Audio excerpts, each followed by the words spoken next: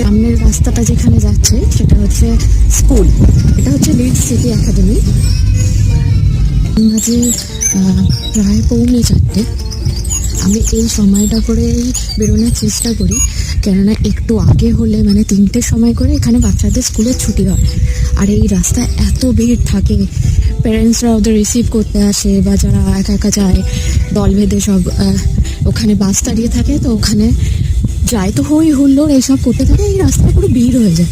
তো সেই জন্য আমি একটু অ্যাভয়েড করি। আর এখন যেহেতু দিনটা অনেকটা বড় হয়ে গেছে, সেই জন্য পরে বের হলেও সেরকম কিছু ফিল হয় না। আর ওয়েদারটা তো ভালোই, যেটা এত সুন্দর প্লেজেন্ট ওয়েদার, তো আমার মনে হয় সন্ধ্যের দিকে বেরোলে আরও একটু ভালো লাগবে। এখনও খারাপ লাগছে না, রোদের তেজটা অতটা গায়ে লাগছে না।